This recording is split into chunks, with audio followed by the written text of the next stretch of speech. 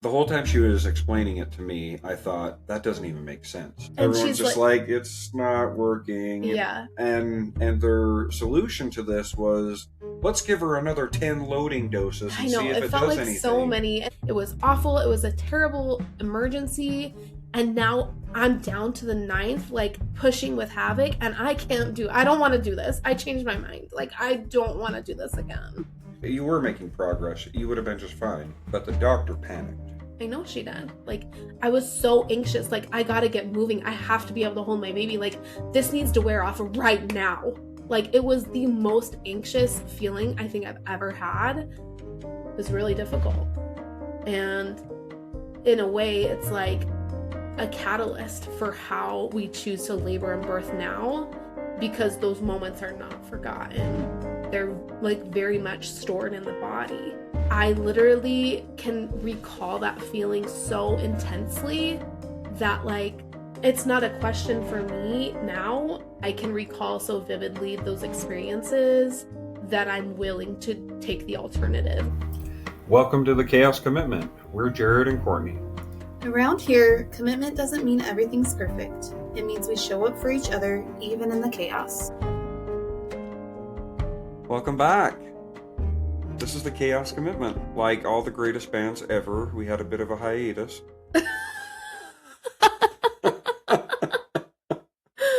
So good. So the question is, do we look tired? Yeah. Don't look too close.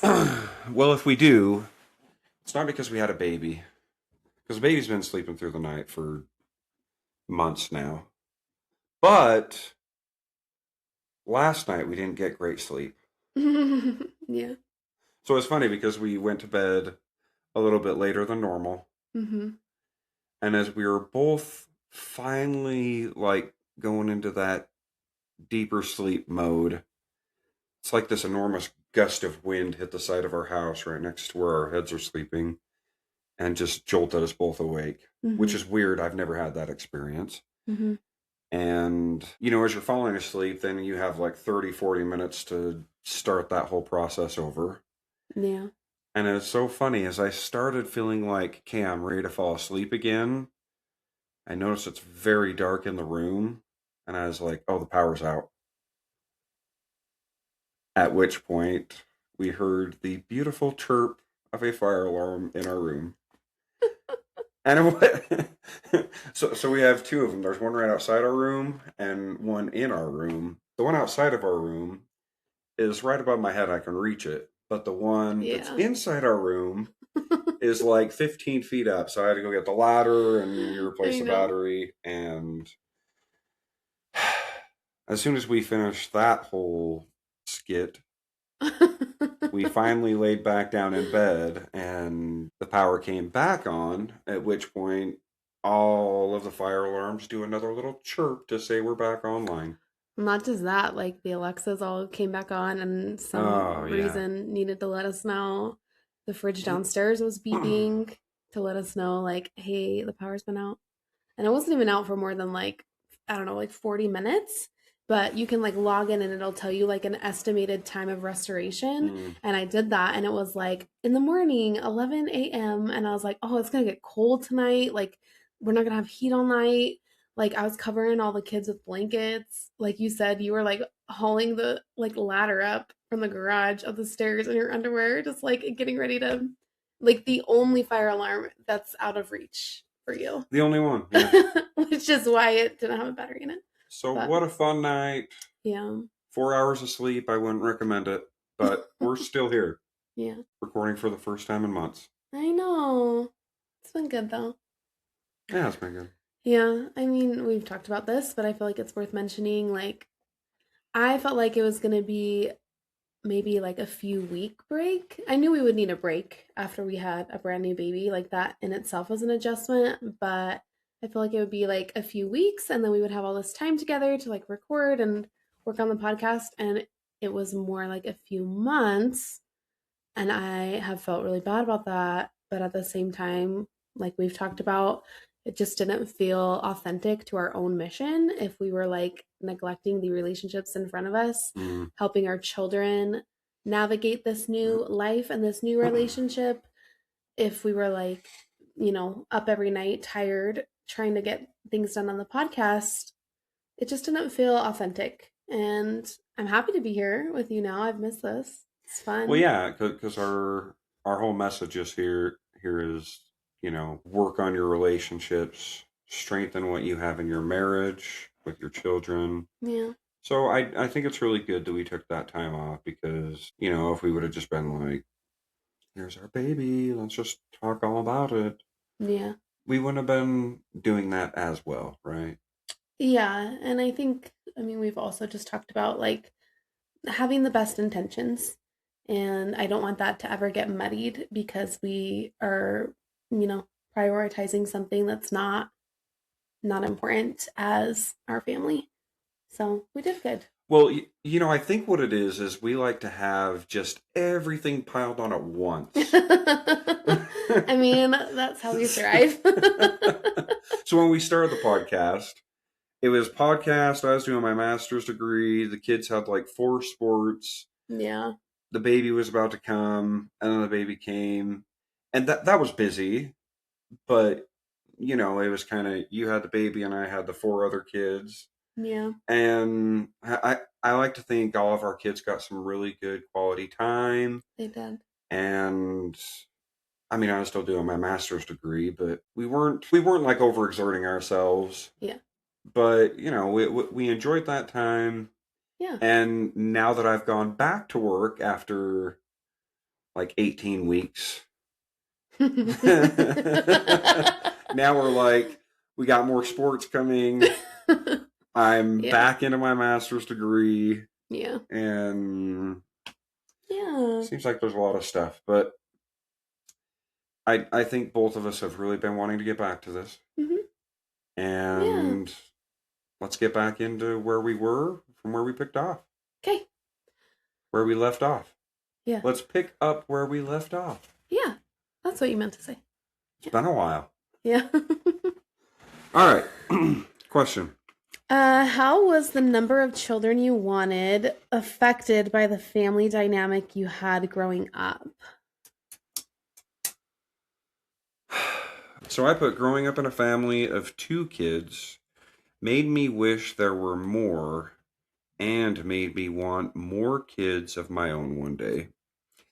Half and step siblings also made me want more, which that's interesting because I had 5 step siblings for 15 years, something like that. Mm-hmm. And whenever they came around, it was all 5 of them at once. So it was a lot. Mm-hmm. But maybe there's something about having a lot that is kind of enjoyable. Yeah. And again, that they were raised, a little bit different than we were in our household, and some values were different, but I think for the most part we just enjoyed having someone to hang out with, and we found our common interests, and for the most part we had a good time. Yeah. So I guess I got glimpses into that. And well, it's also interesting. My half brother, he has children who are closer to my age than he is. So yeah, we're in this weird dynamic there. But I guess I've always thought about, what if there were more? Yeah. And here we are with way more than I ever thought I'd have. Really?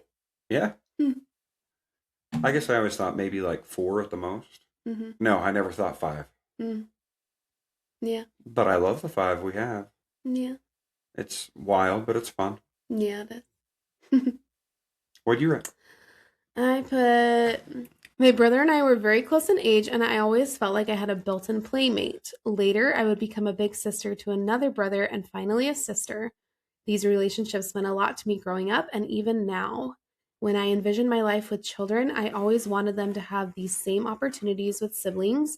I also grew up in a family where an emphasis was always placed that there was nothing more important than family. So naturally, I always wanted a big one. So I think my mom would have had more children if she could, but the doctors were like, "You're done. You're not having any more."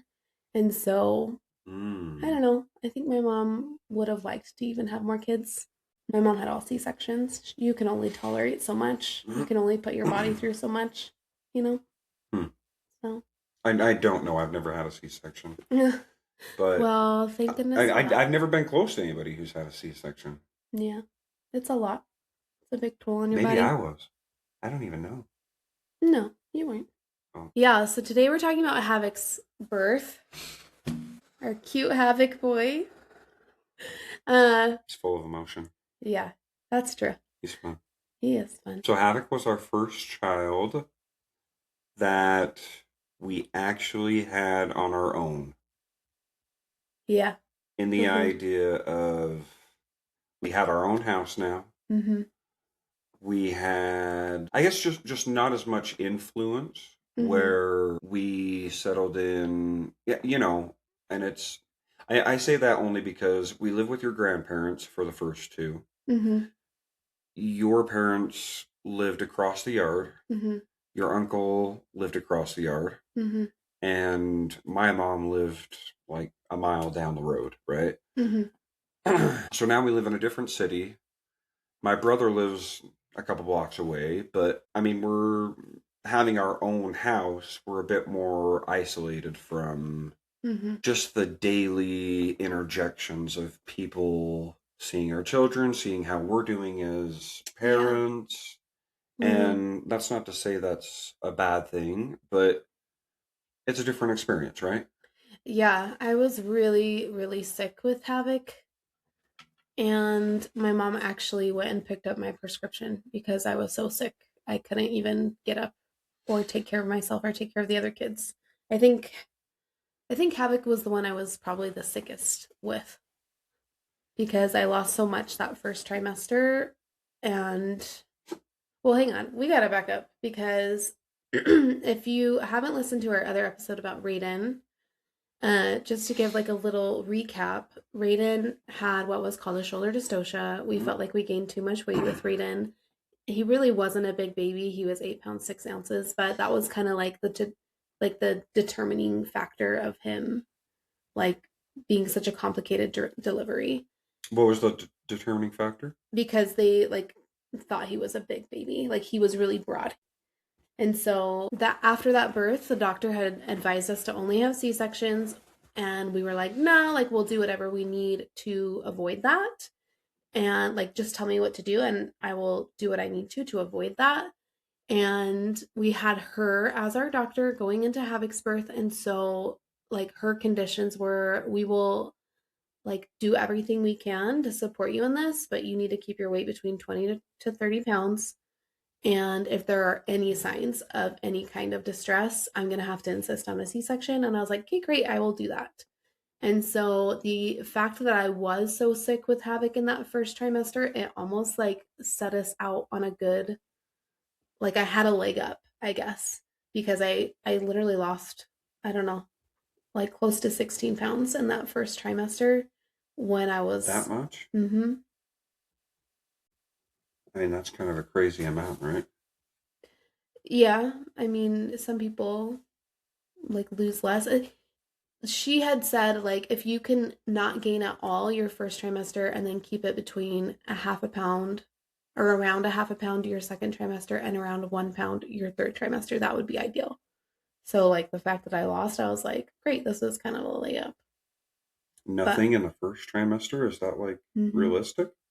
Yeah, for a lot of people, I would say it's pretty realistic. Especially if you have morning sickness because you have food aversions, sickness, you're not keeping a lot down besides liquids, sometimes not even that. So I think it's realistic. It's also not, I don't know, like terrible if you are gaining weight in your first trimester, I don't think. Well, yeah, that's what I was thinking is I just feel like if I would have heard that, like I would have had red flags going up. 0 pounds in the first trimester. Like you have to be expected to gain some weight. You're literally growing another human being. Yeah, and I mean even just your blood volume is like drastically like increased as you're building the placenta. Yeah. You know, building life.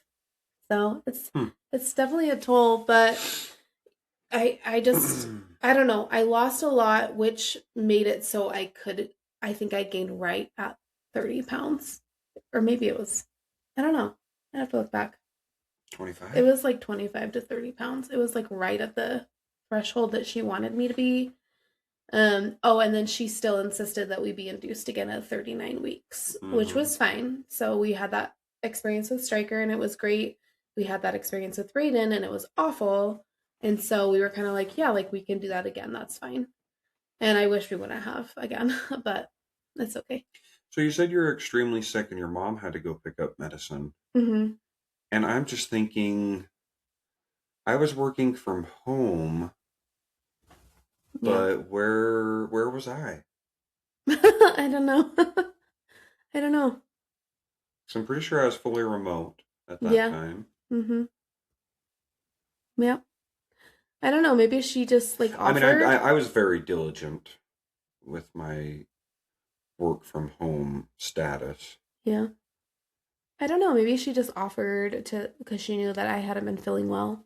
Hmm. And I was like, yeah, actually, there's a prescription in the hospital or at the clinic. You can go get. And so she knew you were pregnant? She knew after that. Yeah. You know why I say that? Why? Oh, because you tend to want to wait to tell for some reason. Yeah. And I'm like, Each baby, I hold everybody on to it knows you longer should and probably longer. officially say I it. couldn't though. I literally could not function and like take care of our other kids and take care of myself. It was hard. And like you said, I went from having a lot of support living at my grandparents' house to not having as much support. I didn't have friends here yet. I didn't have, I was a stay-at-home mom and that was it. I did not have work. I literally was just raising the two kids and taking care of the house and you were working from home. So, Yeah, we didn't even go to church for a while. yeah. It was fully remote church. Yep. Sounds like the life. I know. It was just a really secluded and really It was sick good, time. but Yeah. bad at the same time, right? Mhm. Like nobody needed to be isolated more than we already were at that time. Mhm. Yeah. Yeah, so I feel like his pregnancy, like two of our best friends got married. Two couples of our best friends got married Uh-huh. during my pregnancy, which was so funny because they had been dating for such a long time. We didn't know if that was even something they wanted, both of them, right? So it was so funny that they both got married during that pregnancy, and I loved it. I took on so much with both of their like weddings. I got to see like two of my very close friends Yeah, you took marry on their, way too much at that time. but I didn't have anything else. That's what I'm getting at. It's like I didn't have a job. I didn't have like a lot outside of Just because you or don't have like these named things doesn't mean you need to take on a bunch of things. I wanted to though. It was really special. Sure, but I Both of mean, you them. still had 3 humans you were trying to raise.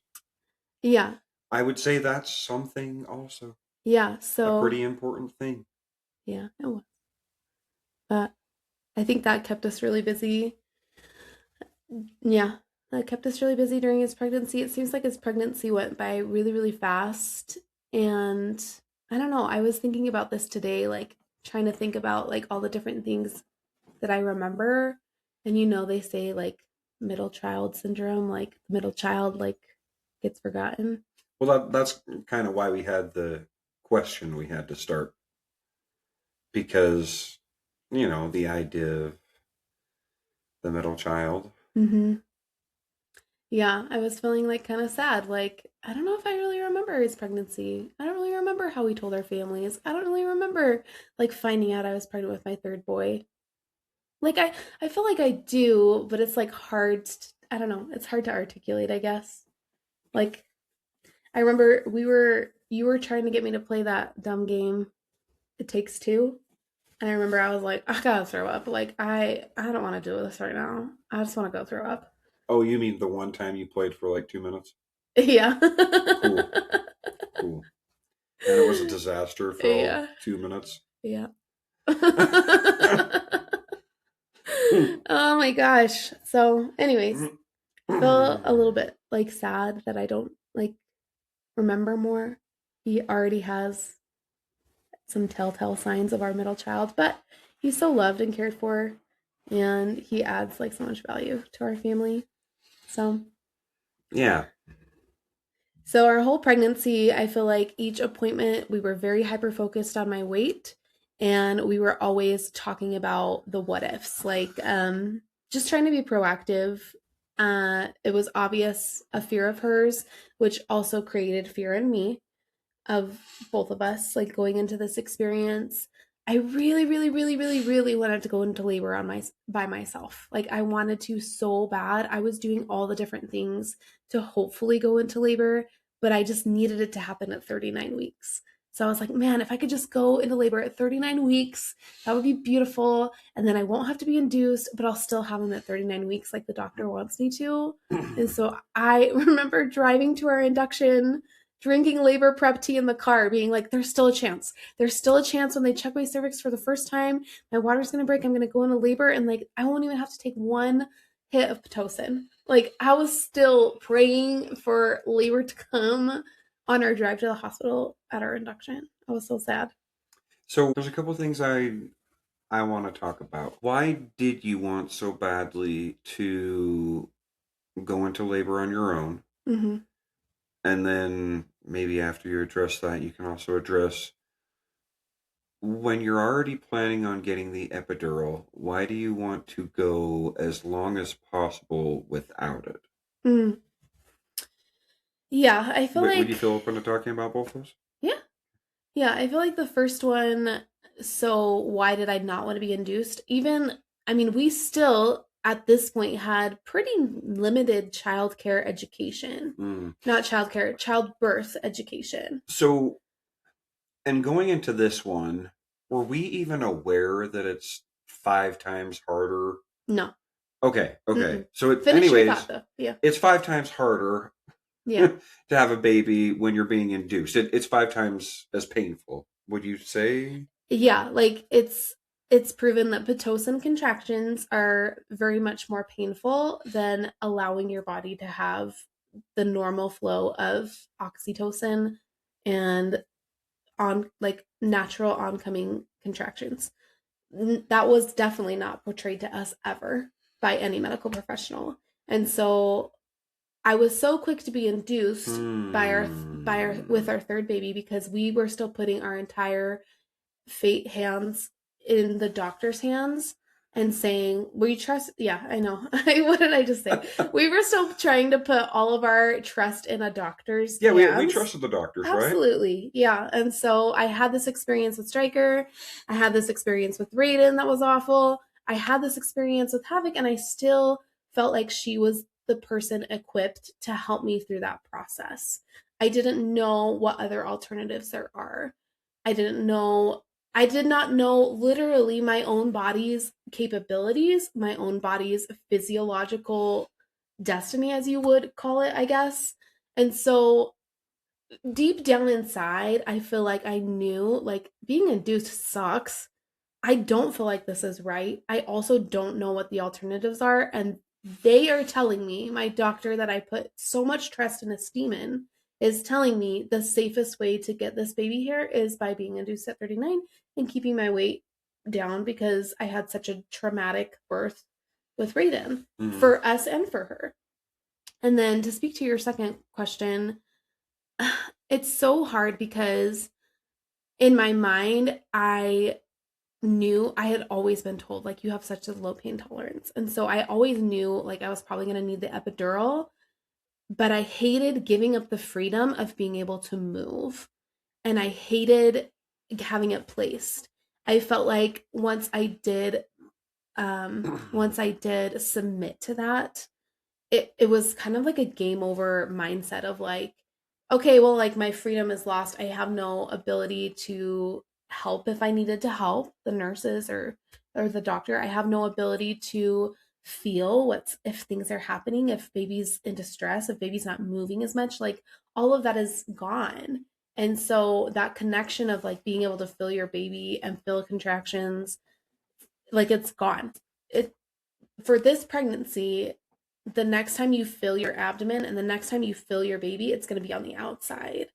And so I don't know. I felt like I always wanted to wait as long as possible because I knew once I submitted to the epidural, there was no going back. And it could be 1 hour, it could be 10 hours, it could be 20 hours.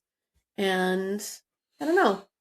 So, one thing I do want to say, because some people might hear our stories and be like, oh, that's too much information, or like, why are we talking about this? Like, no one wants to hear your birth stories. And that is so fine. That's totally fine.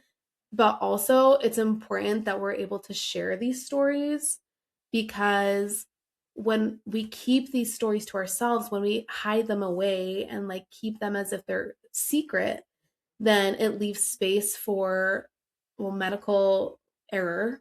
It leaves space for medical abuse. Not to say that's what we experienced, but it leaves room for medical abuse. It leaves space for women to fall like victim to what I consider a broken system, which is labor and delivery. And when we share our experiences and shed light on that, it leaves the door open for women to say, oh, that actually happened to me too, and I didn't know if that was normal. Or, oh, I didn't know I could say no to that. Or, oh, actually, if that worked for you, maybe that would have worked for me too. So, I mean, I feel like in our experiences, being able to share them, so many people already, our friend that just had a baby was like, I didn't even The think one who about, got married at this time that you just I'm not referred even to. thinking about her yet.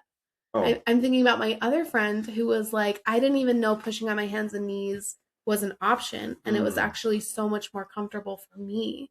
And so when we keep these experiences to ourselves, we just are doing ourselves a disservice.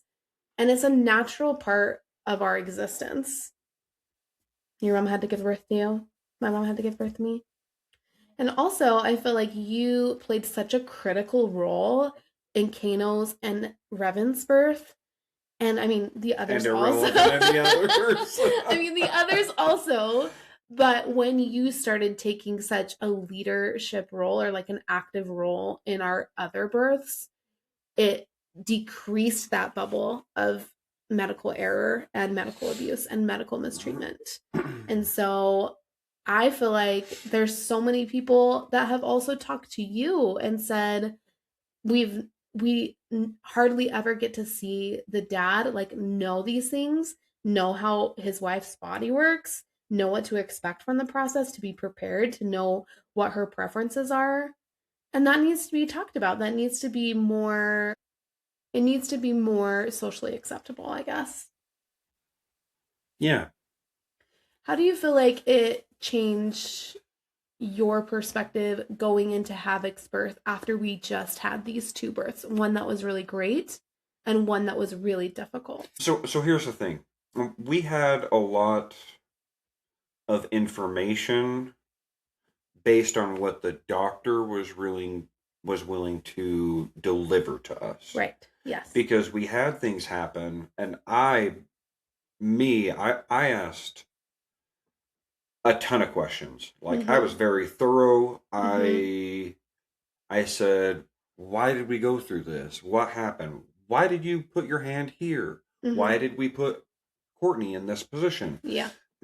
I was pretty thorough in understanding why did this happen and why did we take the actions we took to resolve it. Yeah. And I feel like I got to where I understood her perspective on how she thought she needed to resolve it. Yeah. And here's the funny thing is, the whole time she was explaining it to me, I thought, that doesn't even make sense. Now that we know a lot more about this process, it makes a lot more sense that it didn't make sense at that time. There's a lot of sense there. But so when we talked about Raiden, our doctor said, that was really scary, like minutes after Raiden was born, and hinted at you should only have C-sections moving forward. Yeah. And fast forward to Havik, you kind of met her guidelines, but she still had her guard up. She said, this happened once with you. Yes. And I'm going to be on my toes and ready for it to happen again. Yes. And she told us multiple times leading up to being induced, like, I'm going to make sure there's another doctor there just in case something goes on. Yeah. And it put us in a position to think like we were almost problem patients. Like, well, not like problem patients, but that this was pretty likely to happen again. Yeah, yeah. And they were doing us like the biggest favor by allowing us to try, And they were implementing any safeguard they could to manage the situation if it were to happen again and prevent it. And so I do feel like almost that whole third trimester, they wanted to do another growth scan. They wanted to know what his measurements were. They were monitoring my weight. They were checking closely for possible gestational diabetes. So like they were pretty proactive, and it was kind of the center of our conversations. Every conversation was, how are we going to navigate this if it happens again? Yeah. /when, right? Yeah. And so, I mean, I feel like we did great. Like I said, I kept my weight way down, super active during pregnancy.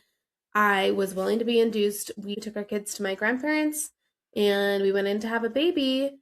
I don't feel like I remember much when we first got there. I remember I was a little dehydrated, so it took them like 5 pokes to get my IV in. You remember that? And they had to get the phlebotomist to come down and do it because the nurse had tried like so many times. Mm-hmm. And then shortly after contractions started, I got the epidural. Do you remember everything that went on with the epidural with Havik? Oh my gosh, that was the worst. They were very understaffed, supposedly. Yes. Yeah, it was awful. And so, yes, I do remember. The anesthesiologist came in. She's like, I don't have time for this. And I mean, she didn't say that. You're right. She was kind of full of complaints to the other medical staff of like, I got too much going on. Yeah, and there was someone that people kept calling on the radio, like, we need you here, and she's like, I gotta do an epidural. Everyone's gonna have to wait. Yep. And so, we're already starting off the epidural on just a terrible situation. Mm-hmm. I know, and that was so awful.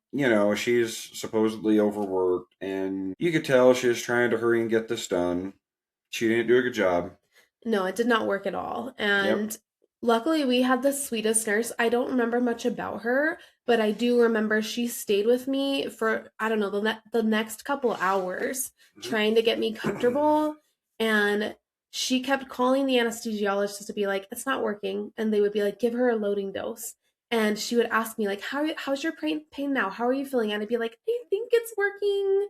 Yeah, that doesn't feel good, but I think it's gonna work. And then you'd have another contraction, and you'd go like, like, you're wincing in pain, and everyone's just like, it's not working. Yeah. And their solution to this was, let's give her another 10 loading doses and see if it felt does like anything. So many, and the nurse kept like, that's why I'm saying we had the sweetest nurse, because she kept pushing back to the anesthesiologist to be like, I don't think it's working. It doesn't seem to be helping her. Her pain's still at this. And then the anesthesiologist kept coming back saying, I'm certain it's in the right place. It's what she said over and over. Like, I'm certain it's in the right place. And so it just needs more time. Give her a loading dose. And so finally the nurse was like, we need to do this again. And I appreciate her so much now, because I literally didn't know how to advocate for myself even still. And neither did you. We just didn't know what we didn't know. And going through this for the third time, we still had this, like, I don't know if people pleasing is the right word, but we didn't want to be like a problem. We were really easy patients. And so I mean. So I think you should trust medical staff,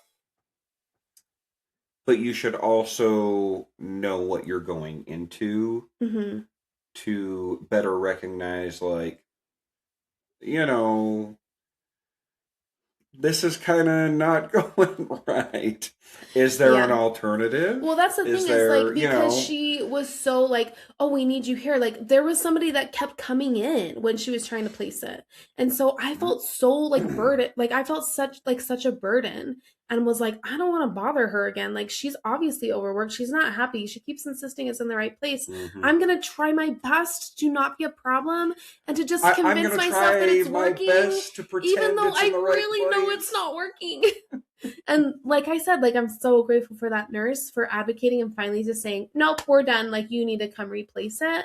And she did, and it worked immediately, almost too well. I felt like I literally was so relaxed.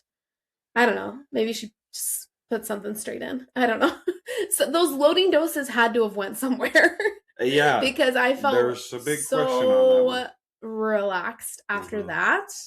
They came in and broke my water. That was around lunchtime, and doctor the doctor said, "Okay, I'll see you in a few hours." And it was barely after lunchtime, like I don't know, maybe an hour to 2 hours, and they were already paging her back. And she was like, "Well, that was quick. I wasn't expecting till this afternoon." Like it went really really quick after she broke my water. And then the whole thing of like, I've got another doctor outside. If we need her, we can pull her in real quick. And I'm like, okay, cool. I don't really remember anything else happening except for feeling really weak. They didn't like how baby was looking on the monitor. This is where it gets really fuzzy to me because she made it sound like the cord was coming and his head was pushing on the cord and preventing him from coming out. But the more we've talked to different providers, they're like, no, that didn't happen, or you would have been like called an emergency C-section right then. They wouldn't have allowed you to continue. And so I'm like, okay, maybe I didn't understand exactly what she was telling me. But when it came to pushing, she was doing everything she could to get me to get Havik here as soon as possible. Like they didn't like what they were seeing on the monitor. I felt so weak. They have you like bring your knees to your chin, right? Like I'm holding onto my knees, pulling. I could not even hold my arms up to like pull my knees to my chin to be able to push. I had you on one side and then I had two nurses on another side of me trying to hold me up because I could not hold myself up. Like I couldn't even hold myself forward in the bed, it felt like. But I remember I was pushing, pushing, pushing, and it really started to hit me like everything that happened with Raiden. And I started to, I don't know if I had a panic attack, but I was very emotional. Like, I can't do this again. I pushed and pushed and pushed with Raiden. It was awful. It was a terrible emergency.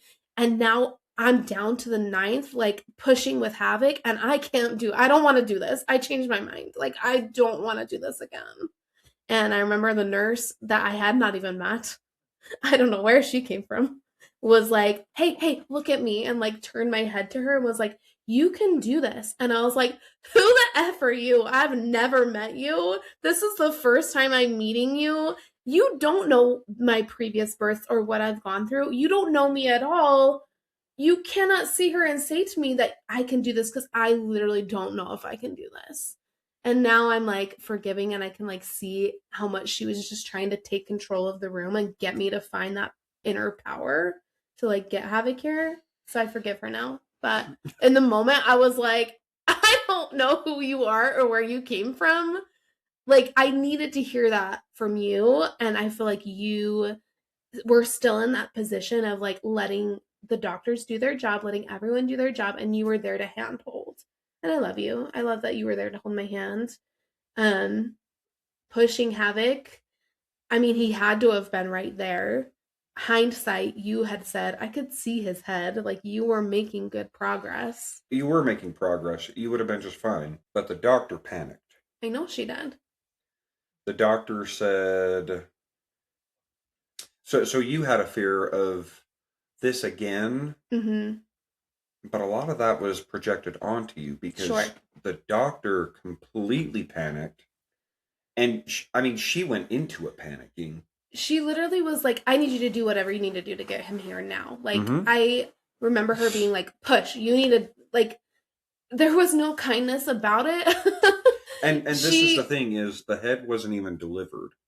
But she yeah. said, I need to take extreme measures now to get the baby here. Yeah. Yep. So I think it was the vacuum first. She tried Yep. using the She vacuum. immediately said, I'm going to have to use the vacuum. Yep. Which was pointless. It was so stupid. Did nothing. Did nothing. Waste of time. It just like Waste of popped space. off. And Waste then, of my sweet, sweet child's beautiful head. I know. Havik actually has like a bump that never went away. And they were like, oh, this doesn't normally happen. But he had a bump from the vacuum and then it like calcified. So he just has like a really like, you can't tell now. It's fine unless you were like, Yeah. unless you knew about it and could like feel it and be like, oh yeah, you kind of have a bump there. You could feel for it. But right when where he it was is a and you don't newborn, notice. when he was a newborn, it was like soft and squishy. And then once it calcified, it was like, you have like a golf ball on your head, dude. It was pretty noticeable when he was a newborn. But that was due to the vacuum. Vacuum did nothing but, yeah, cause a complication with a cosmetic complication. It's not even a complication. But after using the vacuum, literally no progress whatsoever. And this is where I wish like you had just told me like you're actually doing really good, or like anybody in the room would have told me like this is normal. This is natural. This is normal. Like what you're experiencing right now, it's not an emergency. It's not a panic. You're actually doing way better than you think you are. Like anything, you know? Well, so here's the thing. There's so much I don't know about having an epidural. Sure.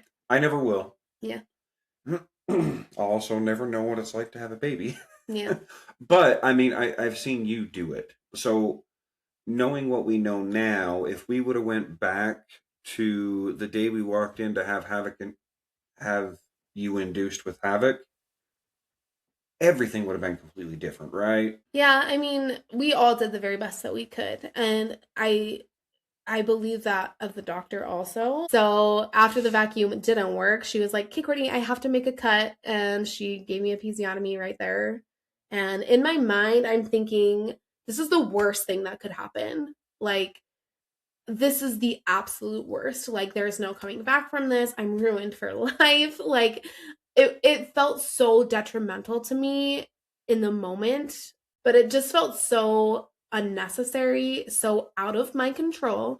And it's funny because with this last birth, with our fifth baby, going through our birth preferences with our new provider, that's one that we're very adamant about. Like, we'll not receive an episiotomy without consent, and we'd prefer to have a natural separation over an episiotomy, a tear.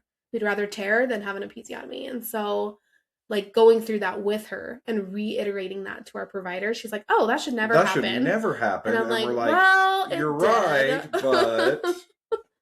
Yeah, like, of course it did to us. And she gave the episiotomy. Baby was here in like 2 more pushes and like a breath. And I felt really like shaky after, really awful. They put him up on me. He looked great. There was no complications with the baby, even though they were worried about him, whatever was going on with his cord and his heart rate, whatever. He looked great. But I was literally so weak. I did not feel like I could hold him securely on my chest.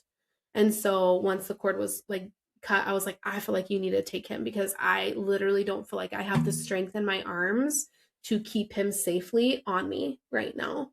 And so you wrapped him up and took him, and she sewed me up.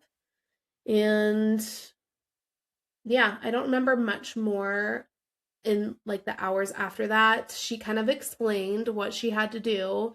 And I mean, I did not blame her. I still don't blame her, because she was like, I just did what I felt like I had to do to get baby here safely, because the last thing I want to have to do is tell you your baby's dead. Okay, I totally understand that. And that's obviously like every like provider's like, worst nightmare, parents' worst nightmare. And so I can be really forgiving, because I know that her intentions were good. But also, had there been better communication between everyone in the room, if progress was being told, if it was being explained what baby's heart rate was doing and why the procedure was necessary, Like, they would have had my consent. Well, I mean, let's go way back. Like, how Okay. different would it have been if all that fear wasn't projected on you? Mm-hmm. What if, you know, the anesthesiologist took the time to do it right the first time, Yeah. and then you didn't get all these extra doses that I don't I know. know. I mean, I don't know you were either. Yeah. obviously, it had a profound effect on you when it finally took effect. It did. And Yeah. it had a long lasting effect on that Yeah. one. Like, you couldn't even use your arms, like you said. Yeah. I mean, I was like And that's so not normal. anxious. Like, I was so like I feel like everyone left and it was just you, me, and Havik. And I was like every 2 seconds, I was like, are my legs like, can I move yet? Like, I was so anxious. Like, I gotta get moving. I have to be able to hold my baby. Like, this needs to wear off right now. Like, it was the most anxious feeling I think I've ever had after having that epidural and being like, okay, it's no longer serving a purpose. Like, baby's here. I'm having no pain whatsoever. I need this to wear off now. And I was literally like every 2 minutes, like trying to jiggle my legs, like, can I get up now? Can I get up yet? And all I wanted to do was hold him and, have that time and that moment. But it was really difficult. And in a way, it's like a catalyst for how we choose to labor and birth now, because those moments are not forgotten. They're like very much stored in the body. So Raiden's experience, the way that it played out, Havik's experience, the way that it played out, I literally can recall that feeling so intensely that, like, it's not a question for me now if I'm gonna get the epidural or not. I guess I shouldn't speak in absolute that I will absolutely never get the epidural again, because every labor and birth is different. But I can recall so vividly those experiences that I'm willing to take the alternative, which is experience every contraction and experience baby coming through me. So Okay, talking about this? yeah, I just get angry and fired up, I guess. You're getting very riled up. I mean, you like recently asked me, like, out of all the providers we've had, who my favorite provider was. And despite everything, it was still this provider, which I don't know if that's a good thing or a bad thing, but because she did take so much time in our appointments, she did know us so well on a personal level. It felt like she was so excited for us, happy for us. We truly felt like she loved us and loved our baby as much as a provider can, And so, I mean, I stand by that she still was our very favorite provider that we had. But two things are true. I did not do my due diligence as a patient to be educated and informed and advocate for myself and my own unique needs in my own unique body. And she didn't do her due diligence in handling her emotional trauma to make sure it did not bleed into another experience or other patients' experiences. And I think that needs to be said, because labor and delivery doctors, nurses, techs, they see so much, so very much. It's an emotionally charged event. It's a huge life-changing event in a person's life, and there's so much that can go wrong. There's so much trauma that can happen, and it's truly a responsibility on those medical providers to work through those experiences and to learn from them, and also manage their emotions around them and take each individual circumstance as its own. So easier said than done. Yeah. Yeah. What else do you want to add about Havik's birth? Oh, I think you covered it. Oh my gosh. I mean, here I was thinking that I couldn't remember much, but I guess I remembered more than I thought I did. So how was it adjusting to 3? It was good. From 2 to 3 was the easiest transition, don't you think? I feel like it was for me, just because I didn't have a whole lot of other responsibility. And so it felt... And you were working from home. Well, no, I wasn't, actually. Oh, is that about when you went back in the office? Yeah, they made me go back in the office just before he was born. That's right. You only got like 2 weeks off before. With him. Yep, I said I'm taking 3 weeks off. I was like, I I scheduled 3. They started texting and calling me after I'd been off for a week and a half. Mm-hmm. And basically coerced me into going back to work. Yeah. So that wasn't ideal, and the least amount of time I've had off after having a baby. I know. But it's funny because the first 2 I wasn't working. Right. I was a full-time student and staying with the kids while you were working with Stryker, and then kind of tried to work after Raven. Yeah. And so Havik was very different in I only had 2 weeks off, and you were not working. Yeah. Maybe, I don't know. Havik has always been like a little angel. Yeah, he has. Like he makes things easier. Mm-hmm. Yeah. You know, Havik, he is such a light. Like, he is so exuberant and excited about the tiniest of things. He's kind of just like bopping around, like happy to be here. So, you know, if you're like, hey, will you bring me that? He's like, oh, yeah, I'll bring that to you. Like, just like, I don't know how to explain him. He's just so full of life and exuberance. His emotions are very high. Mm-hmm. So when he's excited about something, like he's way up here. Like everybody can feel it. Everybody wants to be excited with him. Yeah. My biggest fear in being a parent to Havik is the lows are also very low. Mm. And it's trying to find how can I help him with those low lows without taking away from the high highs. Mm. Yeah. I think he just needs the tools. I mean, he's only 4. So I think he just needs the tools to name his feelings, to like handle them in appropriate ways. And he's still learning that. But he's better than that, better at that than us and his brothers a lot of the time. Yeah, he is. He's really harnessing his emotions. He is. He is. He does really well. I just feel like he's very carefree, and I love that about him. Like just the way he just like hops around. One time he just came out with his yellow blanket wrapped around his head, and I was just like, oh, you look like my sunflower. And he just really likes that. And I don't know, as he's gotten bigger, and I've told him, like, you know, you're a big kid. And he's just like, but will I still be your sunflower? Yeah. He makes things special. Everything he does. Yeah. Yeah, like watching him play soccer, I feel like he could care less about the game. Man. Or what's going on. He is just like out there living his best life, like running, and then it's like actually they're going the other way, and he's like, oh right, now we're going the other way, and he'll like turn around, run the other way. Like he's just out there, like no competitiveness or viciousness, just true like happiness and joy.